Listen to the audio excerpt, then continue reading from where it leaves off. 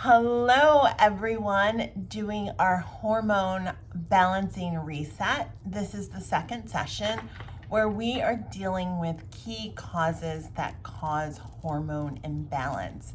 And today we're going to talk about exercise because it's a super important part to include in your routine. And there's a sweet spot for exercise that we're going to talk about in terms of hormones. So first of all, as baseline, we should all be moving every single day. If you're breathing, you're moving. And movement can be defined as active movement. It can be walking, it can be playing a sport, and it can even be restorative movements like massage and yoga and light swimming. Those are all things that I consider restorative. Not hot yoga, of course. So have as your baseline, just for starters, that you're going to move every day. The first question I get is, how much do I need to move? 20 minutes, that's it. You don't have to break a sweat, but you have to move every day for 20 minutes. I seem to have gotten something stuck in my throat. So from here, I want you to start in terms of choosing, okay, what should I be doing? With looking at your life, and on a scale of 1 to 5, I want you to rate your life in terms of stress. 5 being very high stress most of the time, and 0 being most of the time moderately stressful. I'm not going to have 0 be no stress, because none of us live in a space where there's no stress. And that is not even healthy, to be in a state of 0 stress. So our 0 is moderate stress some of the time. And that means, like, you might have a deadline. You might be trying to get something done. You might be balancing many things, but you feel like you can handle it. You don't frequently feel overwhelmed. You feel accomplished, you feel capable. At the 5 level, you might feel accomplished, you might feel capable, but you have more often feelings of overwhelm. More often you feel like you're in a pressure cooker. More often you feel like everything is sitting on your shoulders. So assess yourself with 0 to 5. Write that down. And I always say, when doing assessments, that you take the number that first comes to mind, because that first number is your more authentic number. It's the number that your mind hasn't reasoned out as to what should be the right number. So from here, I want you to choose or look at your activities or choose your activities that are more opposite the number that you chose. So if you have a really high intensity life, you don't want to pair it with a really high intensity workout. Why? Because all stress ends up in the body as cortisol, whether it's a good stressor or a negative stressor. It all ends up in the body as cortisol. So if you have a super stressful life and a super stressful workout, you have double whammy cortisol, because exercise inherently places stress on the body. If you have a super stressful life, so you gave yourself a 5 or a 4, then for hormone balance, I want you to choose an activity that's more a 2 or a 1. So what would be a 2 or a 1 activity? A 2 or 1 activity would be walking. It would be swimming. It would be a dance class. It would be sculpting. Sculpting exercises that are rhythmic. Think bar method. Like, you might break a sweat, it might be really hard, but it's a slower pace. It's a more manageable pace. A 5 would be CrossFitting. It would be your HIIT workouts. It would be competitive workouts. It would be marathon running.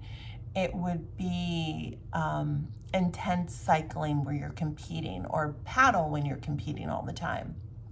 Those would be level 5 workouts. Golf would probably be a 2. And in the middle would be recreational paddle, recreational tennis. Depending on the intensity of your cycling, maybe that would be in that middle range. The intensity of your running might be in that middle range. And so I want you to match your activity opposite your life. And this is a key factor that a lot of people miss. They want to burn off a lot of calories. They want to burn off stress. But in the end, their stressful activity ends up compounding their hormonal imbalance. The other important aspect about exercise and your hormones is that exercise helps with circulation. It helps with moving things around in your body. That helps your liver, which is a key place in which hormones are cleared out of the system. Used hormones are cleared out. Increased circulation also helps because it helps your body to detoxify more rapidly. So we get our blood pumping and we get more, sort of think of them as like garbage routes. We get more stops, more frequent garbage pickup. So that is a good thing. The other thing about exercise is that it helps you to sleep. It helps you to get to that state of physical muscular exhaustion so that you sleep better. And I will say exercise, almost more than any other thing, is key to hormonal balance. It's key to longevity. It's key to your mental health. Study after study after study shows without a doubt that exercise has so much benefit in terms of longevity, in terms of health, in terms of immunity, that it is literally something that we should never, ever skip. Exercise should always be top priority. So, just as a recap, when we talk about hormone balancing, how do we use exercise to balance our hormones? First, we do it every day. Second, we choose our exercise in opposition to the stress level in our life.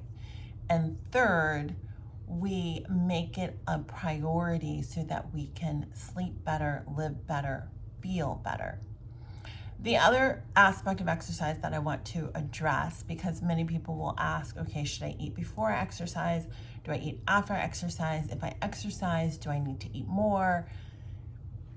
So let's address timing of eating and exercise.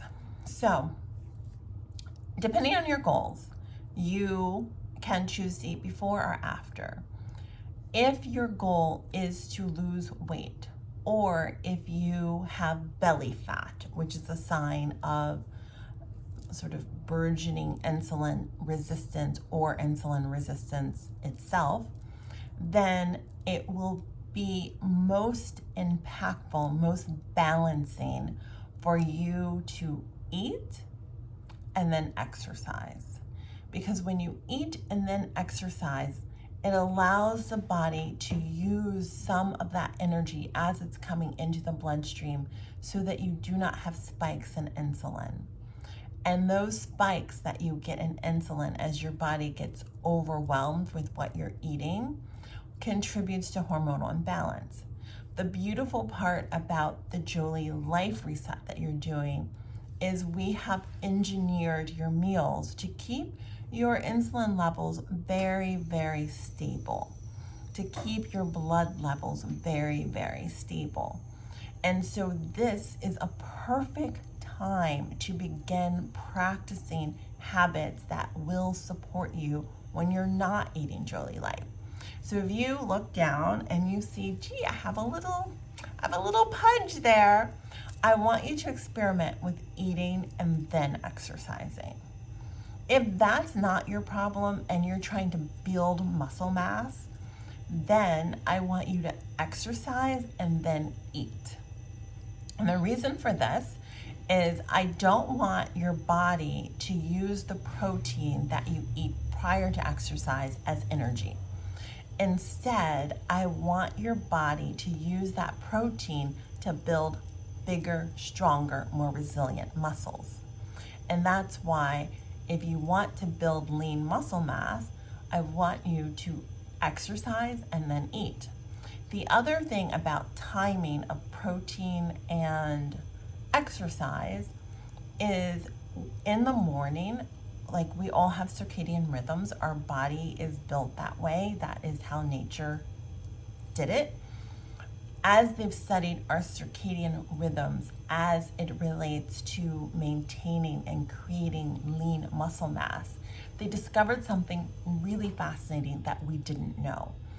And that is that our circadian rhythm influences how our body uses protein. So in the first half of the day, our body is more likely to use protein to build muscle. And in the second part of the day, our body is more likely to use protein as energy. The body can burn protein as energy, and it is more likely to do so in the evening.